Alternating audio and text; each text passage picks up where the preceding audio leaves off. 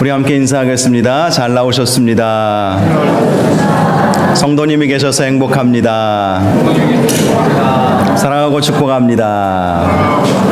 감사합니다. 오늘 말씀은 복음의 능력 두 번째 시간입니다. 성령을 따라 사는 삶이라는 제목으로 말씀의 은혜를 함께 나누겠습니다. 11세기에 독일에 살았던 왕 하인리 3세라는 왕이 있었습니다. 어느 날 왕궁 생활에 회의를 느낀 그가 수도원에 가서 수도사가 되기로 결심을 합니다. 그래서 수도원을 찾아가서 수도원장을 만나서 수도사가 되기를 원한다고 말했습니다. 수도원 원장은 아무리 왕이지만 그 의도가 좋지 않아서 그에게 이렇게 말했습니다. 폐하, 수도사가 되기 위해서는 반드시 지켜야 할 규율이 있는데 그것은 바로 절대적인 순종입니다. 수도사가 되려면 폐하도 이 규율을 지켜야 합니다. 하나님의 어떠한 명령에도 절대적으로 순종할 수 있겠습니까? 그러자 황제가 대답했습니다. 그렇소. 절대적으로 순종하겠소. 그러자 수도원 원장이 다시 말합니다. 우리 수도원에서 말하는 하나님께 대한 순종은 구체적으로 이 수도원 원장인 저와 이 수도원에 있는 지도하는 모든 스승들에게 절대적인 순종하는 것을 요구합니다. 거기에도 순종할 수 있겠습니까? 그러자 황제는 말합니다. 알겠소. 내가 그리하겠소. 그러자 원장이 말합니다. 그러면 이제 첫 번째 명령을 내리겠습니다. 폐하는 다시 왕궁으로 돌아가셔서 백성 다스리는 일을 잘 하시기 바랍니다.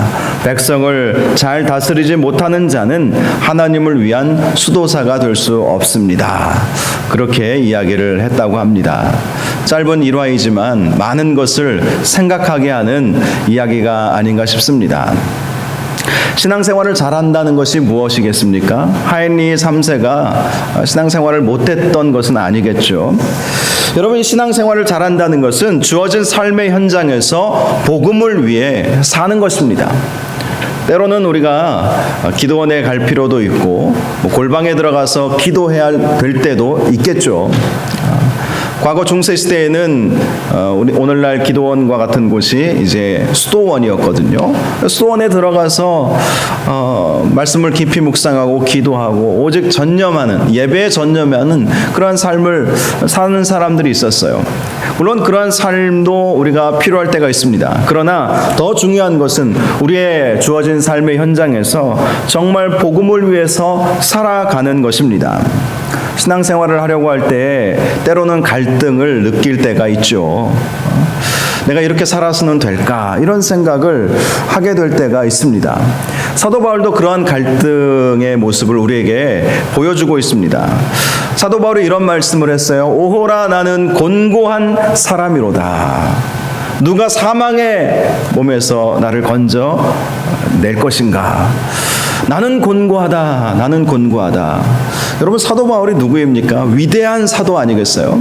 그런데 사도 바울이 자기 스스로 나는 곤고한 사람이로다 라고 그렇게 말했다면 저와 여러분들도 이 곤고함, 영적인 갈등 이러한 것을 느끼며 살지 않겠습니까? 그래서 어찌 생각해 보면 신앙생활을 잘하는 것은 갈등이 없는 사람이 아닙니다. 무조건 앞만 바라보고 나아가는 사람이 아니에요. 앞만 바라보고 나아갈 때도 있지만 우리 자신을 보기도 하고 뒤를 돌아보기도 하고 그렇게 우리가 살아가면서 점점 더 성장해 나아가는 것이 신앙생활일 것입니다. 특별히 우리 육신에 한계가 있지 않습니까? 오늘 말씀을 보면 율법이 이룰 수 없는 우리의 연약함과 한계에 대해서 말씀해주고 있습니다. 사도 바울은요, 율법에 대해서 우리에게 이런 설명을 했어요. 예전 성경에는 몽학선생이다 이렇게 이야기했습니다. 지금 번역은 초등교사라고 번역을 했어요. 초등교사. 한마디로 초등학교 교사와 같이 아이들이 초등학교 1학년 저는 기억도 안 나지만 저희 아이들 키워보니까 초등학교 1학년 가면 선생님이 뭘 가르치겠습니까? 하나하나 글자도 가르치고 도덕과 예의 범절도 가르치고 친구 관계, 사회성이죠. 사회성도 가르치고 하나하나 알려주는 거예요. 이러면 돼, 이러면 안 돼. 이것을 가르쳐주는 것이 초등학교잖아요. 마찬가지로 율법이 그런 기능을 가지고 있다는 거예요. 이건 죄야, 이건 아니야, 이건 하나님을 기쁘시게 해드리는 거야, 이것은 하나님의 진노를 사는 행위야. 이렇게 우리에게 무엇이 죄인지 알려주는 역할이 바로 초등교사의 역할이라는 것입니다. 여러분, 우리는 율법을 온전히 다 지켜 행할 수가 없습니다. 율법을 다 온전히 이룰 수가 없어요. 초등교사가 율법이 초등교사로서 우리에게 이것은 돼, 안 돼를 가르쳐 주지만 우리는 지킬 수 없는 우리 자신을 발견할 수밖에 없게 되는 것입니다. 그래서 율법을 통해서 우리는 죄의식을 갖게 되죠. 아, 나는 어쩔 수 없는 죄인이구나. 하나님이 요구하시는 것은 이 정도인데 나는 그 하나님의 요구를 온전히 이루어 드릴 수 없겠구나. 이런 죄의식을 갖게 되는 것입니다. 그것이 바로 율법의 기능이라는 거예요. 그러나 율법은요, 죄를 알게 하지만 죄로부터 자유함을 우리에게 결코 줄 수 없다는데 우리의 문제가 있어요. 율법을 지키려고 하는 당시 구약시대의 사람들도 그렇고요, 오늘날 저와 여러분들도 이 율법으로 결코 구원을 받을 수가 없다는 것입니다. 율법, 모세오경을 비롯해서 하나님의 말씀이 우리에게 주어지지 않았습니까? 그 말씀 그대로 우리가 살면 구원 받을 수 있어요. 어떤 목사님이 이런 이야기를 하시더라고요. 착한 사람은 천국 갈 수 있을까 없을까? 갈 수 있다, 이렇게 이야기를 해요. 놀라시는 분들이 계실 거예요. 아니, 예수 믿어야 천국 가는데 착한 사람도 갈 수 있다면 그 성경의 이야기와 반대되는 거 아닌가, 이런 생각을 하시는 분들도 계실 거예요. 그런데 문제가 있어요. 착한 사람, 하나님 앞에서 정말 선하다고 인정받는 사람이 누가 있겠느냐라는 것입니다. 착하다고 하는 기준을 우리는 너무 낮게 잡지 않습니까? 법 잘 지키고 공중도덕 잘 지키고 벌금 내지 않고 교통신호도 잘 지키고 이 정도면 착한 것입니까? 아니죠. 선함의 기준은 하나님께 있어요. 하나님이 보시고 선하다고 말씀해 주셔야 그것이 선한 것입니다. 법을 어기지 않았다고, 감옥에 가지 않았다고, 경찰서에 한 번도 내가 들어가 보지 않았다고, 그 흔한 딱지 한 번도 내가 끊어보지 않았다고, 저는 한 10번 정도는 끊은 것 같아요. 교통경찰에게 알게 모르게 신호 위반을 해가지고, 때로는 실수해서, 때로는 알면서도 앞뒤 좌우 살펴보면서 반짝반짝거리는 차가 없으면 좌회전을 하고 그렇게 그러다가 걸리고, 급하다 보니까 이제 그런 일들이 벌어지는 것이죠. 그래요. 여러분, 우리가 선하다고 하는 그 기준을 우리가 기준을 스스로 세울 수가 없다는 거예요. 그래서 착한 사람이 당연히 구원을 받습니다. 그런데 그 착함의 기준을 내가 그 기준을 세우는 것이 아니라 하나님이 세우셨다면 세상에 착한 사람은 아무도 없는 거예요. 율법을 다 이룰 수 있는 사람은 아무도 없는 것입니다. 그래서 예수님께서 우리를 대신해서 율법의 요구를 이루어 주신 거예요. 이게 중요한 것입니다. 이게 바로 복음의 진리입니다. 우리가 선을 이룰 수가 없습니다. 율법을 다 지켜 행하면 선한 사람이 되는 것은 맞습니다. 그런데 그 율법을 우리는 다 지켜 행할 수가 없다는데 우리 육신에 한계가 있는 거예요. 그래서 오늘 말씀을 보시면 3절을 보세요. 3절을 보시면 율법이 육신으로 말미암아 연약하여 할 수 없는 그것을 하나님은 하시나니 곧 죄로 말미암아 자기 아들을 죄 있는 육신의 모양으로 보내어 육신의 죄를 정하사, 이렇게 말씀하고 있습니다. 이 말씀은 우리 육신은 율법의 요구를 온전히 이룰 수 없는데 예수님께서 우리를 대신해서 육신의 몸을 입으시고 우리를 대신해서 율법의 요구를 다 이루어 주셨다는 거예요. 한마디로 예수님께서 대표 선수가 되어 주신 거예요. 여러분, 축구 경기할 때 우리나라와 일본, 우리나라와 스웨덴, 스페인 이런 나라들하고 경기할 때 대표 선수를 보내서 하는 거 아닙니까? 올림픽이나 월드컵이나 그럴 때 내가 골 넣지 않았는데 우리가 응원했던 손흥민 맞죠?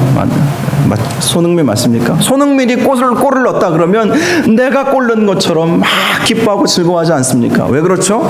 우리를 대표해서 선수로 뛰어나가서 뛰고 있기 때문 아닙니까? 예수님이 바로 인간의 대표로서 첫째 사람인 아담이 실패했잖아요. 죄를 지었잖아요. 그 실패를 예수님이 둘째 아담인 예수님이 오셔서 그 실패를 이루어 성공으로 바꿔주신 거예요. 우리가 이루지 못한 그 율법의 요구를 예수님이 우리를 대신해서 육신의 몸을 입으시고 이 세상에 오셔서 우리를 대신해서 십자가에 달려 돌아가시면서 우리가 받아야 할 형벌을 대신 받으시고 예수님이 또 부활하셔서 부활의 첫 열매가 되어주셔서 우리가 그 예수 그리스도를 믿기만 하면 우리도 주님 재림하실 때 육신의 부활을 우리가 입게 된다고 말씀하고 있는 것입니다. 그래서 성경은요, 지난주부터 시작해서 그리스도 예수 안에 거하라 라고 말씀하고 있습니다. 그리스도 예수 안에 거한다는 것은 그리스도와의 연합, 그리스도와의 하나됨을 의미하는 것입니다. 그러한 연합이 있어야 예수 그리스도의 죽으심이 나의 죽음이 되는 것이고 예수 그리스도의 부활이 나의 부활이 된다는 것입니다. 사도 바울도 갈라디아서 2장 20절에 이런 말씀을 하지 않았습니까? 내가 그리스도와 함께 십자가에 못 박혔나니 그런즉 이제는 내가 사는 것이 아니요 오직 내 안에 그리스도께서 사시는 것이라. 예수 그리스도와 함께 나는 십자가에 못 박혔다는 거예요. 그리스도와의 연합을 누린 사람들만이 바로 이 말씀이 그대로 적용되는 것입니다. 그리스도와 함께 못 박혔다는 것입니다. 저와 여러분도 그리스도와 함께 못 박히신 줄 믿으시기 바랍니다. 그런데 요즘 성도님들 보면 안 박히려고 그래요. 내가 죽어야 되는데, 그리스도와 함께 내가 죽어야 되는데 그래야 그리스도와 함께 살아나지 않겠습니까? 그런데 내가 죽지를 않아요. 죽지 않으면 살아남의 역사도 없게 되는 것입니다. 여러분, 그리스도와의 연합을 꼭 이루시기를 주님의 이름으로 축복합니다. 그리스도와의 연합, 그리스도 안에 거하는 삶, 그것이 바로 그리스도와의 연합입니다. 오늘 본문은요, 그리스도의 연합이 그러면 무엇인가 구체적으로 말씀해 주고 있어요. 바로 성령을 따라 사는 것임을 말씀해 주고 있습니다. 4절을 보십시오. 육신을 따르지 않고 그 영을 따라 행하는 우리에게 율법의 요구가 이루어지게 하려 하심이라. 육신을 따르지 않고 영을 따라 행하는 우리, 바로 이 사람이 그리스도 예수 안에 거하는 사람임을 말씀하고 있는 것입니다. 그리스도 예수 안에 거한다. 우리가 많은 분들이 지적인 이 지식, 알, 이해, 깨달음, 여기서 머무는 경우가 많이 있어요. 그러나 성경은 그런 깨달음뿐만이 아니라 성령을 따라 행하는 삶이야말로 그리스도와 연합을 이루는 삶이다 라고 말씀해 주고 있다는 것입니다. 그래야 정죄함 받지 않는 것이고요, 죄와 사망의 법에서 해방받을 수 있게 된다는 것입니다. 여러분, 실제로 성령을 따라 살게 되면요, 죄를 인식하게 되잖아요. 왜죠? 성령님은 거룩한 영이시기 때문에, 거룩한 영이 내 안에 들어오고 거룩한 영을 따라 살게 되면 죄의 분별이 우리에게 오게 됩니다. 아, 이건 죄구나. 그래서 물론 성령을 따라 산다고 해서 죄 안 짓는 건 아니에요. 우리는 연약한 육신을 갖고 있기 때문에, 온전하지 않기 때문에 죄 지을 수 있어요. 그런데 성령을 따라 사는 사람은요, 죄가 죄로 느껴져요. 그래서 회개의 자리로 나아가게 되는 것입니다. 그리스도께서 내 안에 계시고 또 내 안에 계신 예수 그리스도께서 죄를 인식하게 하시고, 그러니 회개하지 않고는 배길 수가 없는 거예요. 마음에 엄청난 부담이 되는 거예요. 그래서 사도 바울이 오라 나는 곤고한 사람이로다 이렇게 말할 수 있었던 거 아닙니까? 정말 죽을 만큼 죄를 지어서가 아니에요. 물론 우리가 살아가면서 여러 가지 죄를 짓고 사도 바울도 예외는 아니겠지만 그런 어떤 심각한 죄 때문에 나는 곤고한 사람이로다 라고 말한 것이 아니라 성령 충만하여 거룩한 삶을 살려고 하다 보니까 자기 자신의 연약함과 늘 죄 앞에 나아가려고 하는 인간의 본성을 자기가 느끼는 것 아니겠습니까? 그러니 오라 나는 곤고한 사람이로다 이렇게 말을 하는 것이죠.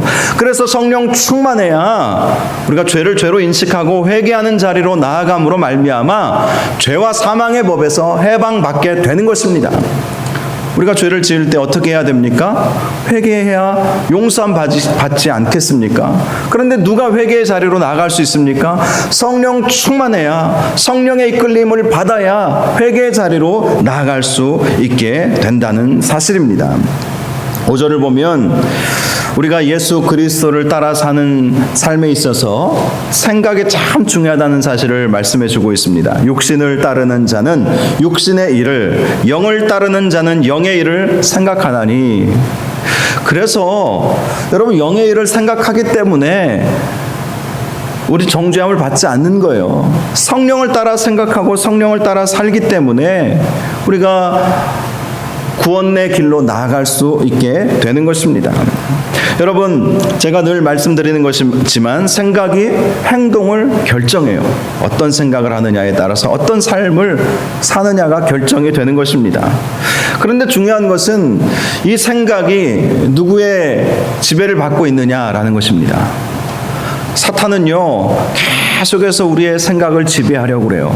그래서 부정적인 생각들, 또 안 된다는 생각들, 뭐 그게 다 부정적인 생각들이죠. 부정적인 생각들, 뭐 이런 생각을 자꾸 불어 넣어줍니다. 죄악의 생각들, 죄 지으려고 하는 그런 생각들, 사단이 계속해서 불어 넣어주어요. 그러나 성령을 따라 사는 사람은 성령의 생각을 하게 됩니다. 성령께서 원하시는 생각을 하게 되는 것이죠. 6절을 보면 육신의 생각은 사망이요 영의 생각은 생명과 평안이니라 라고 말씀합니다. 여러분, 육신의 생각이 무엇인지 아십니까? 내 스스로 어떤 구원의 경지에 이르를 수 있다고 생각하는 것이 바로 육신의 생각입니다. 내가 열심히 노력하면 율법의 요구를 이룰 수 있을 것이라고 생각하는 것이 바로 육신의 생각입니다. 그러나 육신의 생각으로는 결코 우리가 하나님의 기준을 이루어 드릴 수가 없다는 거예요. 결국 무엇이라고 말씀합니까? 사망이다. 우리 스스로 아무리 노력해도 구원을 이룰 수가 없다는 말씀인 것입니다. 그러나 영의 생각은 생명이요 평안이니라 라고 말씀하고 있어요. 성령의 생각은 우리에게 생명을 주고요, 성령을 따라 생각할 때에 성령께서 우리에게 평안함을 주시고 영원한 생명을 우리에게 허락하여 주신다라는 것입니다. 7절도요 이런 말씀이 있어요. 육신의 생각은 하나님과 원수가 되나니 이는 하나님의 법에 굴복하지 아니할 뿐 아니라 할 수도 없음이라. 육신의 생각을 가지고 있으면요 하나님의 뜻을 결코 이루어 드릴 수 없다는 것입니다. 성령에 따라 살아가고 성령의 생각에 사로잡혀서 살아가야 하나님의 법에 우리는 굴복할 수 있고 또 성령께서 주시는 평안, 성령께서 주시는 영원한 생명을 누릴 수 있다라는 것입니다. 사랑하는 여러분, 정말 중요한 본질이 바로 이거예요. 성령을 따라 살아야 한다는 것입니다. 여러분, 복음이라고 하는 것은요 성령께서 우리와 함께 계시다라는 사실을 믿는 거예요. 그게 진짜 복음입니다. 과거 구약시대에 성령의 역사는 간헐적으로 어떤 특별한 사건 속에서 임하셨어요. 그러나 오늘날 성령님은 우리와 항상 함께 하십니다. 성령께서 우리에게 믿음 주신 것이고요, 성령을 따라 살아가게 되면 우리에게 생명과 평안의 은혜가 임하게 되어 있어요. 성령님은 우리의 연약함을 아시고 우리를 위하여 말할 수 없는 탄식으로 하나님께 간구하시는 분이시라고 말씀하고 있습니다. 성령님, 보혜사 성령님, 예수님이 하시는 말씀이 보혜사 성령님이 오시면 그가 너희를 진리 가운데로 인도하여 주시리라 라고 말씀하고 있어요. 진리가 무엇입니까? 영생의 길이 바로 진리 아닙니까? 성령님이 계시다는 것, 그것이 우리에게 복음이라는 것입니다. 복음을 어떤 지식으로 우리가 생각하지 마시기 바랍니다. 어떤 교리를 아는 정도로 복음을 우리가 그렇게 생각할 수가 없다는 거예요. 진짜 복음은 뭐냐? 성령께서 내 안에 계시고 우리가 성령을 따라 살아가고 성령을 따라 생각하게 되면 성령님이 나를 평안의 삶으로, 영원한 생명의 삶으로 인도하여 주신다는 것. 그것이 바로 복음이라는 것입니다. 여러분, 이 세상에서는요, 혼자서 이룰 수 없는 것이 두 가지가 있어요. 어떤 목사님이 이런 말씀을 하시더라고요. 혼자서 이룰 수 없는 거 두 가지. 첫 번째는 결혼. 혼자인데 결혼 생활을 할 수 없지 않습니까? 여러분, 짝지가 있어야죠. 배우자가 있어야 결혼 생활이 되는 거예요. 두 번째, 그리스도인이 되는 것이다 라는 것입니다. 그리스도인이 되는 것 혼자서 이룰 수 없는 거예요. 성령님이 함께 계셔야 이루어지는 거예요. 여러분, 성령님이 우리와 함께 하신다. 이건 놀라운 축복이고 복음입니다. 성령님이 우리를 도와주시잖아요.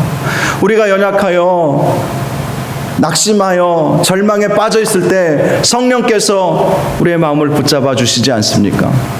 우리가 힘이 없어서 주저앉아 있을 때 성령께서 우리를 불러 일으켜 세우시고 권능을 불어넣어 주지 않습니까? 성령님과 함께하는 삶이야말로 얼마나 놀라운 축복인지 몰라요. 여러분, 성령을 따라 사시기를 바랍니다. 성령님은 이미 내 안에 들어와 계세요. 적어도 예수 그리스도를 주님이라고 시인하신 분들은 성령님과 동행하는 삶을 살고 계시는 거예요. 문제는 내가 인식하고 있느냐 아니면 있어도 외면하고 있느냐라는 것이죠. 어떤 주부가 한참 밥주걱을 찾으러 다녔답니다. 한참 찾으러 다녔어요. 이놈 밥주걱이 어디 갔냐고, 밥을 퍼야 되는데 한참 찾다 보니까 자기 손에 들려 있더래요. 내가 가지고 있는데 모를 때가 있어요. 그럴 때가 종종 있지 않습니까? 얼마나 그럴 때가 많이 있는지 몰라요. 성령님은 내 안에 계신데 인식하지 못하고 살 때가 있어요. 그래서 오늘 이 말씀은 어떤 의미이겠습니까?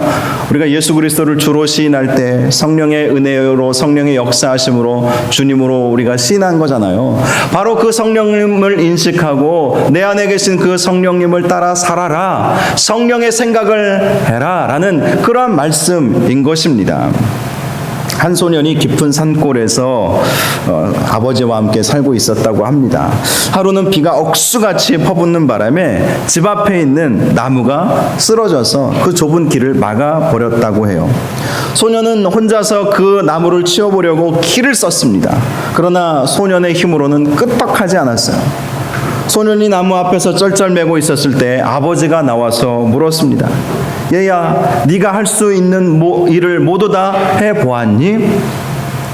네, 아버지, 제가 할 수 있는 일은 다 해보았는데 아무리 해도 이 나무가 전혀 움직이지 않아요. 그러자 소년의 아버지가 말합니다. 아니다, 네가 아직도 하지 않은 일이 한 가지가 있단다. 그게 무엇인지 알겠니?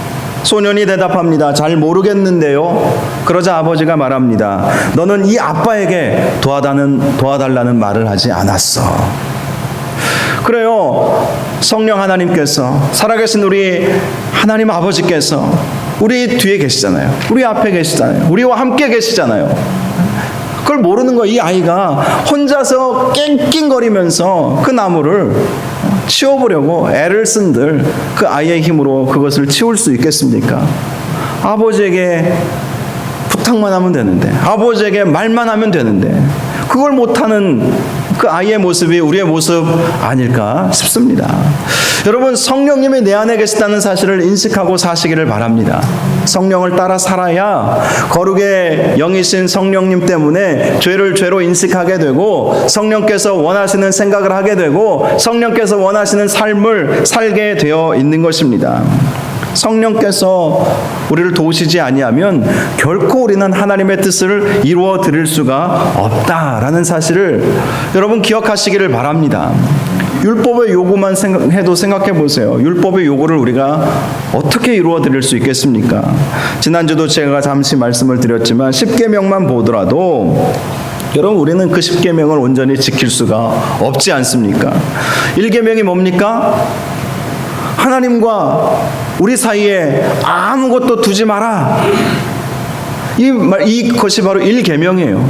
그런데 우리는 종종 하나님과 우리 사이에 하나님과 우리를 가로막는 다른 것들을 두고 있지 않습니까? 우리가 하나님 앞에 나아갈 때 항상 다른 것을 필터 작업처럼 거치면서 나아가는 경우가 있지 않습니까? 때로는 물질이 되기도 하고, 때로는 명예와 권력이 되기도 하고, 때로는 세상적인 성공이 되기도 하고, 그래서 하나님 앞에 나아가야 됨에도 불구하고 그것이 가로막혀서 주님 잠시 양해해 주십시오. 주님 앞에 어떻게 우리가 양해해 달라고 말할 수 있습니까? 그래요. 벌써 1계명부터 우리는 온전히 지킬 수가 없어요. 하나님의 이름을 망령되이 일컫지 말라 3계명입니다. 3계명. 적어도 2계명은 잘 지키실 것 같아요. 어떤 우상이나 형상을 만들지 말라. 제가 신방 다녀보니까 여러분 집에 우상이나 형상은 없는 것 같아요. 그래서 2계명은 그래도 잘 지킨다고 그렇게 볼 수도 있죠. 근데 3계명부터 또 이제 문제가 생기는 거예요. 하나님의 이름을 망령되이 일컫지 말라라고 말씀하셨는데 우리가 때로 얼마나 하나님을 원망합니까? 원망이 다 망령되이 일컫는 건 아닙니까? 우리가 조금만 어렵고 힘들면 하나님 살아계십니까? 하나님 왜 이러십니까? 물론 다윗과 같은 시인들도 뭐 다 그런 원망을 했어요. 이게 우리의 연약함입니다. 하나님을 원망하는 거예요. 또 하나님께서 세우신 교회도 얼마나 우리가 비판을 많이 하고 잘하는지 모릅니다. 이런 생각을 해보았어요. 교회가 가정처럼 느껴진다면 여러분 교회가 잘못되었다고 우리가 손가락질할 수 있습니까? 세상 사람들은 할 수 있어요. 세상 사람들은 얼마든지 할 수 있겠죠. 그러나 여러분 우리 집안에서 부모님이 잘못했다고 아니면 내 자식이 잘못했다고 세상 사람들에게 손가락질하면서 험담하는 그러한 사람이 어디 있겠습니까? 자식이 잘못하면 부모된 마음으로 눈물을 흘려 기도하고 붙잡아주고 오히려 감추려 하는 것이 부모의 마음 아닐까요? 그리고 부모가 잘못하면 친구들과 같이 우리 엄마가 아빠가 이런 사람이야 너희 몰랐지? 이러면서 말하는 자식이 어디 있겠어요? 있어도 감추려 들고 속으로 눈물을 흘려 기도하는 것이 우리의 모습 아닐까요? 그런데 교회가 조금만 잘못하면 막 우리도 세상 사람들보다 더 해요. 더. 하나님의 마음은 얼마나 아프시겠습니까? 예수님은 교회의 머리이시고 교회는 예수님의 몸이신데 자꾸 불평, 불만, 문제점들을 부각시키면 우리 주님이 또 얼마나 마음 아파하시겠습니까? 그게 바로 망령되이 일컫지 말라는 계명 우리가 어기고 있는 거예요. 10계명의 6번째 계명은 살인하지 말라라는 말씀 아닙니까? 살인은 마음에서부터 시작되는 거예요. 미워하는 자마다 다 살인하는 자니 주님이 분명히 말씀하셨어요. 그러니 우리는 살아오면서 얼마나 많은 사람들을 죽였겠습니까? 물론 성령님이 계시는 분들은 몸부림치죠. 사랑하게 해달라고. 저도 미움의 마음이 들어오면 딱 그 자리에서 엎드려서 하나님 앞에 기도합니다. 제 본성은 미움이고 이건 살인입니다. 그런데 성령께서 말씀하십니다. 사랑하게 해달라고. 그래서 늘 그렇게 기도해요. 주여 사랑하는 마음을 부어주십시오. 저 사람 미운데요. 정말 밉고 싫습니다. 그런데 사랑의 마음을 부어주십시오. 이게 이제 성령님의 마음인 것이죠. 우리가 이 살인하지 말라라는 이 계명도 온전히 우리는 지키지 못하는 거예요. 마지막 10번째 계명도 그렇지 않습니까? 탐내지 말라. 이웃의 물건, 아내나 이웃의 물건들을 탐내지 말라. 그렇게 말씀하고 계시는데 우리는 또 얼마나 탐을 많이 내는지 모릅니다. 다른 집 자식이 더 잘 되면 괜히 막 부러워하고 남편이 더 좋은 직장 또 승진하고 그러면 또 그 사이에서 얼마나 심한 갈등을 느끼고 있습니까? 더 좋은 집, 더 좋은 차 이걸 보면 부러워하고 이것이 바로 탐내는 거예요. 부러워하는 것은 그럴 수 있지. 물론 그럴 수 있지만 그게 죄라는 것이죠. 그럴 수 있죠. 남들이 잘 되면 부러워하죠. 그런데 여러분, 그것이 죄라는 것입니다. 그것이 더 깊어지면 깊어질수록 미워하는 감정이 그 가운데 생기는 것이고, 그러다가 영적으로 또 마음으로 살인하게 되는 것입니다. 여러분, 그래요. 율법의 요구를 우리는 결코 이룰 수 없어요. 십계명조차도 우리는 다 이루어 드릴 수가 없는 연약함을 우리는 가지고 있습니다. 율법의 요구를 이룰 수 있다는 생각 자체가 육신의 생각이고 육신의 일이다. 오늘 사도 바울이 우리에게 말씀해 주시는 것입니다. 그것은 교만인 거예요. 결국 그러한 육신의 생각은 사망일 뿐이라고 말씀해 주시는 것입니다. 그래서 우리는 항상 성령을 따라 생각해야 된다. 성령님이 나와 함께 계시고 성령님의 눈을 떠야 되는 거예요. 나와 함께 계시는 성령이. 이게 눈이 뜨여져야 이게 인식이 되고 느껴지고, 우리의 눈이 뜨여져야, 영적인 눈이 뜨여져야 내 안에 계신 성령님이 나를 막 부담스럽게 하는 것이죠. 회개의 자리로 이끌게 하는 거예요. 예배의 자리로 이끄시는 거예요. 기도의 자리로 이끄시는 거예요. 왜 기도 안 합니까? 성령께 이끌림을 안 받으니까 기도가 안 되는 것이죠. 왜 말씀을 못 보십니까? 물론 눈이 침침하셔가지고 말씀 못 보시는 거 이해됩니다. 근데 그렇지 않은 경우라면 성령님의 이끄심, 성령님은 자꾸 말씀으로 이끄시고 기도의 자리로 이끄시고 예배의 자리로 이끄시는데 자꾸 우리가 그것을 받아들이려고 하지 않는 그런 마음을 가지고 있기 때문입니다. 그래서 사도 바울이 복음 안에 사는 저와 여러분들에게 주시는 말씀이 성령을 따라 생각하고 성령을 따라 살아라. 이것이 생명과 평안이 오는 길임을 우리에게 분명히 말씀해 주시는 것입니다. 8절에 보면 육신에 있는 자들은 하나님을 기쁘시게 할 수 없느니라 라고 분명히 말씀하고 있어요. 성령을 따라 살아야 하나님을 기쁘시게 드릴 수 있는 것입니다. 내 안에 계신 성령님을 기쁘시게 해드리는 것, 성령님을 따라 살아가는 것, 그것이 우리에게 아주 중요한 복음의 진수라는 사실인 것입니다. 지난 금요일에 말씀 잠시 드렸는데 빌립보서 4장 12절, 저는 이 말씀이 굉장히 깨달아지는 경험을 했어요. 내적인 어떤 또 하나의 회심을 경험한 것처럼 그런 마음에 강한 도전을 받았던 말씀입니다. 빌립보서 4장 12절에 이런 말씀이 있죠. 이미 얻었다 함도 아니요 온전히 이루었다 함도 아니라 오직 내가 그리스도 예수께 잡힌 바 된 그것을 잡으려고 달려가노라. 여러분, 우리는 이미 구원을 받았어요. 강권적인 주님의 은혜입니다. 내가 구원을 이루기 위해서 한 것은 아무것도 없어요. 사도 바울도 그것을 말하는 거예요. 그래서 내가 그리스도 예수께 잡힌 바 되었다라고 먼저 말합니다. 포로가 된 것이죠. 끌려가게 되었다는 거예요. 이젠 내 의지가 아니라 성령께서 나를 붙잡아 주시고 나를 끌고 가신다는 거예요. 그런데 사도 바울이 고백하는 건 뭔지 아십니까? 그렇게 끌려만 가지 않겠습니다 라는 것 아닙니까? 내가 주님께 잡힌 바 되었지만 잡힌 바 된 그것을 잡으려고 달려가노라. 수동적인 자세에서 능동적인 자세로 바뀌는 거예요. 이것이 바로 성령 충만한 사람의 특징인 것입니다.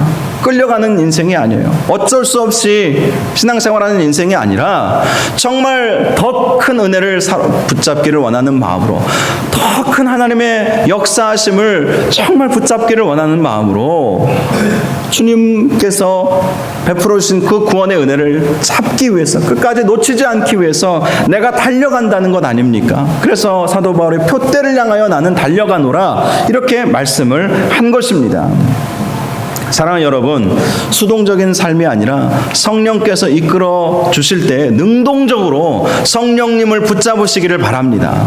성령님은 우리를 계속해서 구원의 자리로, 멸망의 자리가 아니라 구원의 자리로, 생명의 자리로 이끌어 주세요. 그런데 수동적으로 가만히 그냥 콕 꿰어서 끌려가는 삶이 아니라 능동적인 삶을 살아 나가시기를 바랍니다. 이게 진짜 구원을 이루는 삶, 복된 삶 아니겠습니까? 9절에 이런 말씀이 있어요. 만일 너희 속에 하나님의 영이 거하시면 너희가 육신에 있지 아니하고 영에 있나니 누구든지 그리스도의 영이 없으면 그리스도의 사람이 아니라. 그리스도의 영이 우리 가운데 있을 때에 그리스도의 사람이 되는 거예요. 성령님을 따라 산다는 것은 내 안에 계신 성령님으로 말미암아 그리스도의 사람이 되는 것을 말하는 것입니다. 그러므로 우리가 그리스도 예수 안에 거하고 정죄함 받지 않으려면 성령님을 따라 사는 삶을 살아야 하는 것입니다. 성령님을 따라 살아야 성령께서 생명과 평안의 자리로 우리를 이끌어 주신다는 것, 성령님이 누구신지 바로 알고 성령님의 음성에 귀를 기울이고 성령님의 마음을 품고 살아야 하는 것입니다. 그렇지 않으면 우리의 믿음은 왜곡되고 말아요. 세상 사람들이 믿는 그리스도인들을 보면서 예수는 좋아도 그리스도인들이 싫어서 안 나간다는 그런 이야기를 하지 않습니까?